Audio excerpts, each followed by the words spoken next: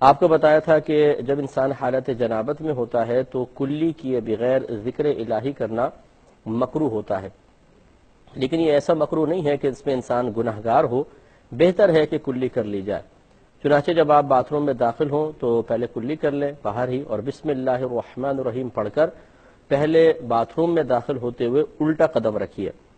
داخل ہو جانے کے بعد آپ کو بتایا کہ اس کے بعد کوئی کلام نہیں کرنا ہے۔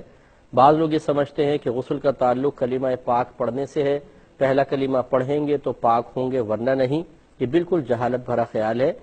باتھ روم میں جانے کے بعد اگر کپڑے پہنے ہوئے ہیں تب بھی ذکر الہی ممنوع ہے، کیونکہ وہ مقام مناسب نہیں ہے، اور کپڑے اتارے ہوئے ہوں تو دو قباحتیں ہو گئیں، ایک تو مقام غیر مناسب ہے ذکر الہی کے لیے، اور دوسرا ستر کھلے ہونے کی حالت میں کلام بلا ضرورت کرنا مکروہ ہوتا ہے۔ تو واش روم میں داخل ہونے کے بعد پھر کوئی ذکر نہیں کریں گے۔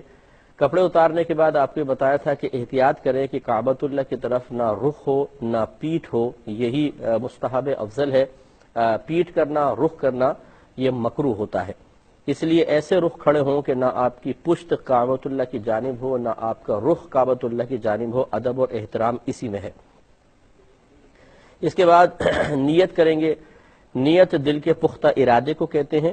آپ زبان سے کچھ بھی نہیں کہیں گے، بس دل میں ارادہ کر لیں کہ میں اللہ تبارک و تعالیٰ کی رضا کی خاطر غسل کر رہا ہوں، یا نماز کے قابل ہونے کے لیے غسل کر رہا ہوں، یا جنابت کو اللہ تعالیٰ کے حکم پر عمل پیرا ہوتے ہوئے جنابت کو دور کرنے کے لیے غسل کر رہا ہوں۔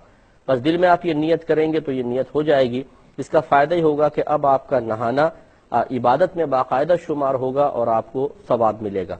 اور اگر کوئی بغیر طہارت حاصل کرنے کی نیت کے غسل کر لے گا، طہارت تو پھر بھی حاصل ہو جائے گی، کیونکہ پانی اللہ تعالیٰ نے بنایا ہی ایسا ہے کہ ہم نیت کریں نہ کریں وہ ہماری نجاست کو بہا کر لے جائے گا، چاہے حقیقیہ نجاست ہو چاہے حکمیہ نجاست ہو۔ تو لہٰذا اگر کوئی بغیر نیت کے غسل کرے گا، غسل پھر بھی ہو جائے گا، جنابت پھر بھی دور ہو جائے گی، لیکن اسے ثواب نہیں ملے گا۔ تو حصول ثواب کے لیے نیت کرنا ضروری ہے۔ اس کے بعد اپنے دونوں ہاتھ پونچھوں تک دھوئیں گے۔ اس کے بعد اگر جسم پر کوئی نجاست وغیرہ لگی ہو اس کو دور کریں اور استنجا کی جگہوں کو دھوئیں۔ اس کے بعد نماز کی طرح کا مکمل وضو کر لیں، اور اس وضو کرنے کے اندر غسل کے پہلے دو فرائض بھی پورے ہو جائیں گے، ایک کلی کرنا اور دوسرا ناک میں پانی چڑھانا۔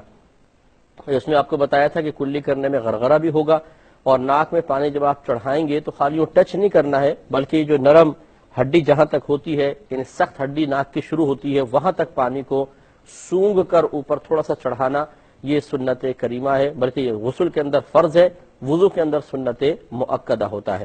تو پہلے نیت کرنا، پھر دونوں ہاتھ پونچھوں تک دھونا، پھر استنجے کی جگہوں کو دھو لیں، پھر نجاست کو بدن سے دور کریں، اس کے بعد نماز کا سا وضو کر لیں۔ اس کے بعد پورے بدن پر ایک بار تیل کی طرح پانی کو مل لیں، پھر سیدھی جانب 3 بار پانی بہائیں، پھر الٹی جانب 3 بار پانی بہائیں۔ اس کے بعد اپنے سر اور بقیہ دھڑ پر 3 بار پانی بہائیں تو آپ کا غسل مکمل ہو گیا۔ اور پانی بہاتے ہوئے جسم کو ملتے جانا یہ بھی سنت کریمہ ہوتا ہے۔ تو یہ ہے سنت کے مطابق غسل۔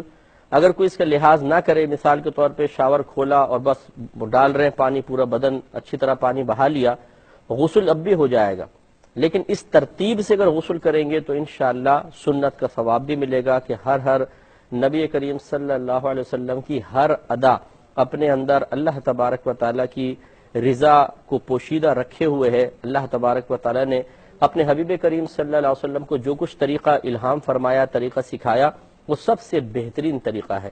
تو اگر اس ترتیب کو ملحوظ رکھ سکیں تو بہت ہی بہتر ہے کہ اسی ترتیب سے آپ غسل فرمائیں۔